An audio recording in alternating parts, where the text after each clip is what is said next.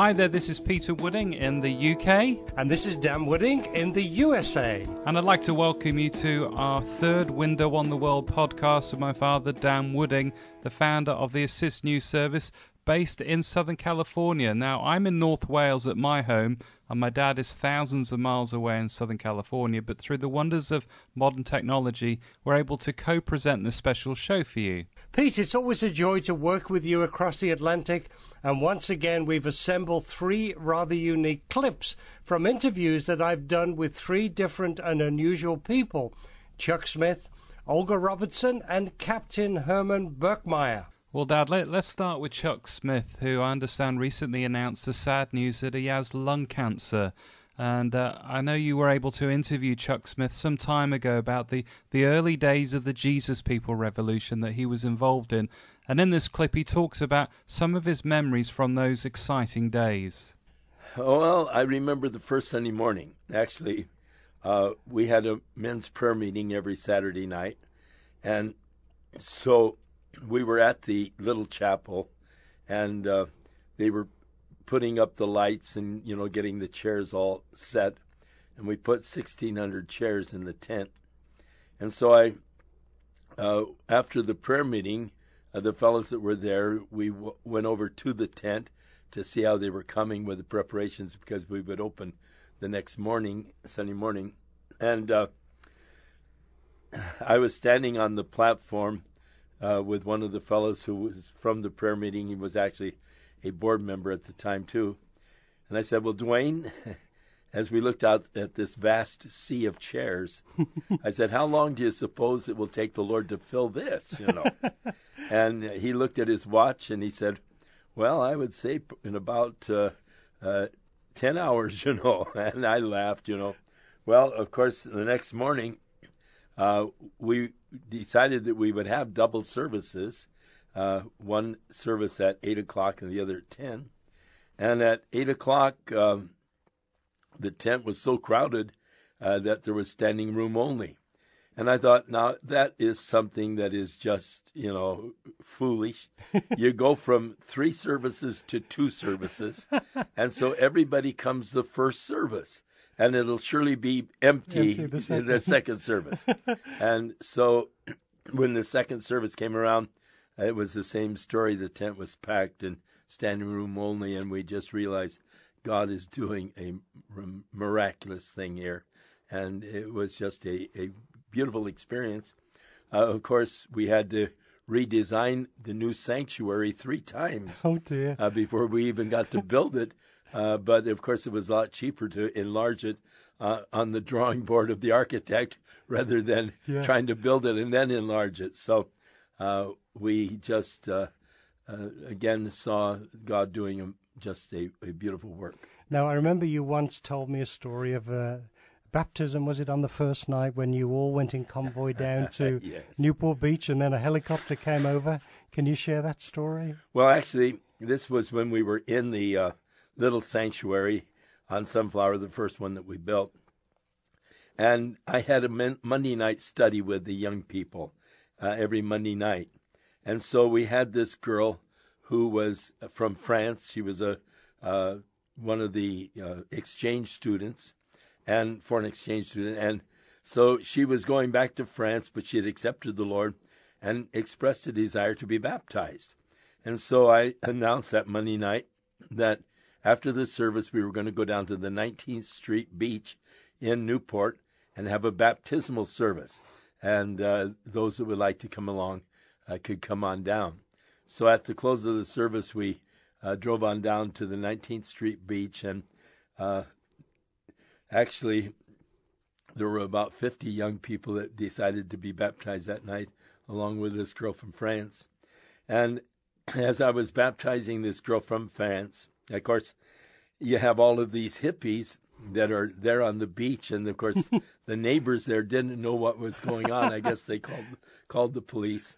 And so as I was bringing her up out of the water, the police helicopter came over and turned their bright spotlight down on the whole beach. And of course, to the young people, it was just a sign from heaven almost, this bright light from heaven illuminating the whole beach as this girl was coming up out of the water. And it was just one of those wonderful experiences. Now, a lot of people will not realize how what we call modern-day worship music came out of those hippie days. And I understand that quite a few of the people that received the Lord became Christians, and then they would come and ask if they could sing their song, and you would have to audition them before the service. True. So what happened? Well, this was, of course, on the Monday night service with the young people, and there were many talented young people that were coming in.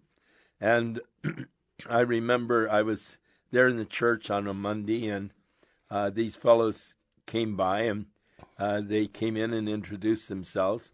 They said that they were musicians. They had a rock group, and that they had accepted the Lord a couple of weeks prior on a Monday night study, and they wanted that the Lord had been giving them some Christian songs, and they'd like to share them. And so I asked them if they would, if they could, play one for me. So they went out to their van, got their guitars and all, and they came in and they began to play. It was the song "Welcome Back," and it was so anointed, I just started weeping. And I said, "Oh yes," I said, "how about sharing tonight? The kids will love it." And they said, "Well, Fred is doing weekends for a drug bust, but he gets off at 5, so we can probably do it tonight." So that was Love Song. Love Song. Yeah. And then, of course, they were so good and so anointed that they inspired other young people to get together and form bands.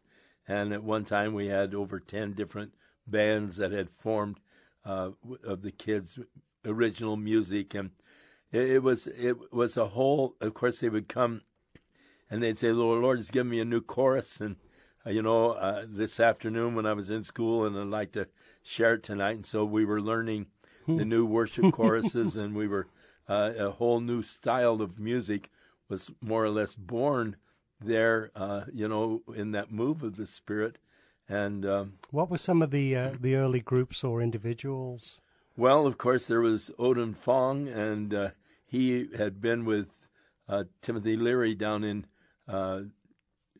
Laguna Beach in that group that Timothy Leary had down there, and he, of course, formed a group, and then we had Country Faith, Gentle Faith, we had the Children of the Day, we had the Way, we had Isaac Air Freight, we had, of course, they were more of a talking type of a thing, but and Karen Lafferty, was she involved? Karen Lafferty, she was involved not with the group but just as a soloist. As a soloist. And yes, and Debbie Kerner.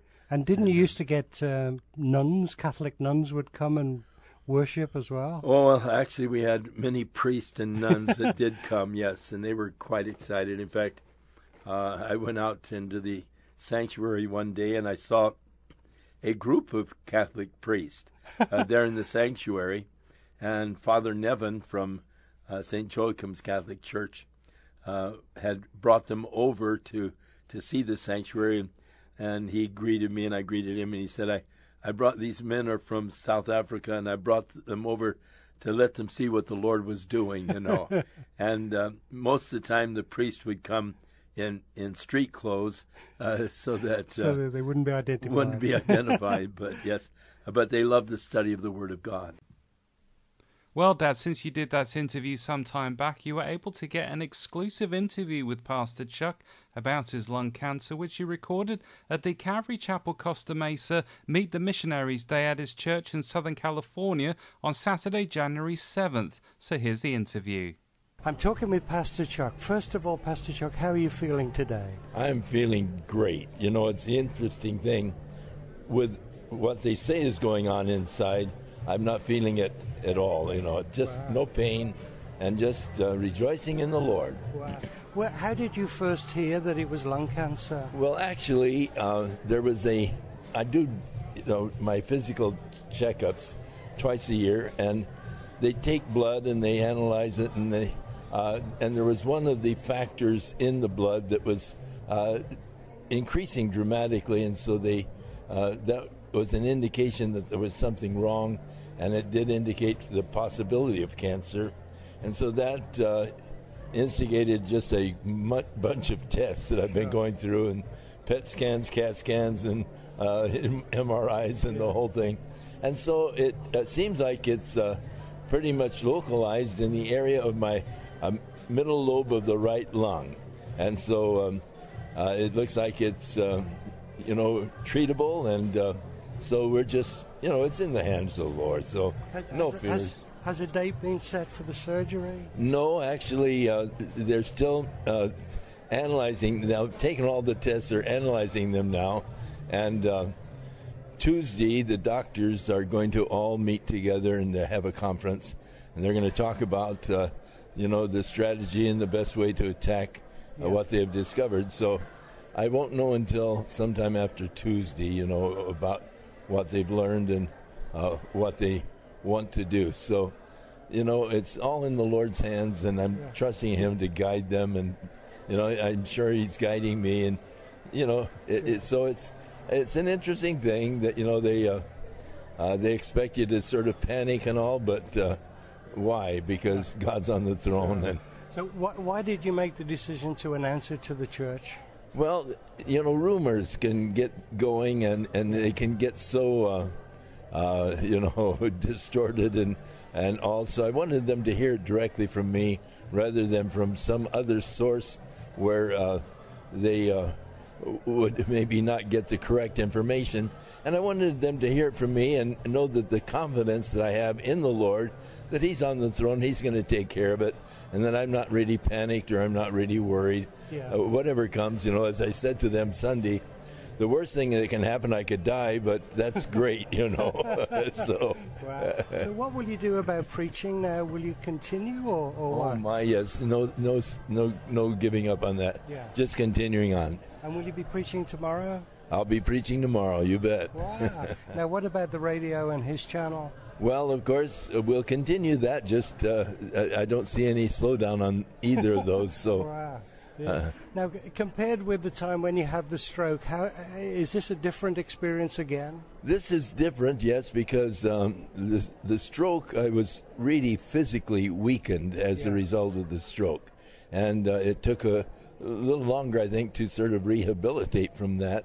But this is something that I expect to just be out just very little, Yeah, oh, that's wonderful. Finally, how can people pray for you, Pastor Chuck? Well, just pray that the Lord's will be done, and because, whatever it is, I'm open to Him. Yeah, correct. Chuck Smith, thank you so much. Good to be with you, and good to see you again. God bless. So let's continue to pray for Chuck Smith as he walks through this experience. Dad, the next interview is with an extraordinary lady, Olga Robertson, who at the age of 88 is still working with the prisoners of the largest and most notorious prison in the Philippines. In this clip, she talks about the time she was held hostage by some of the prisoners in the jail and how she was able to escape. They knew that my van was in the prison, and they ordered me to get my van and come around, and they got the hostages into the back of my van. Wow. And making me drive out through the gate. Do they have like knives at your back, or? No, and at our throat. Oh. At the prisoner, the guest, excuse me. Yeah. I was a little nervous. The visitors, they had the knives at the throat. Yes, yeah. And then one of them jumped in the front when I was by the gate trying to get in.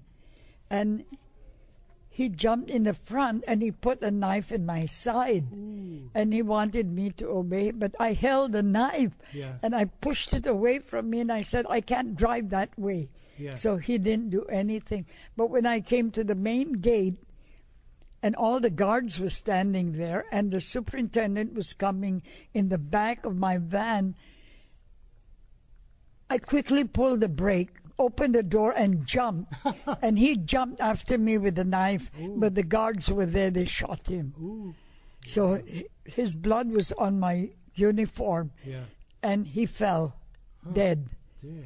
And then the two members inside, the two missionaries that were in the car, the guards started shooting, and the lady got some stray bullets in her leg. Oh, boy.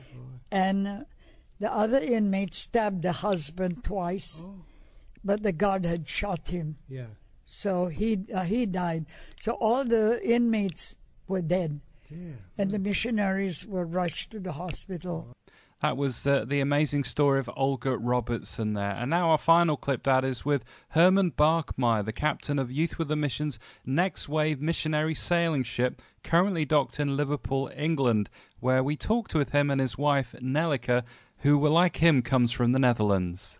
Yeah, I'm also from Zwolle, but I've lived almost everywhere in Holland. Not everywhere, but in a lot of places. I'm born as a pastor's daughter, but yeah, I had to make my own decision as well to follow Jesus, and I did it already on the age of 13.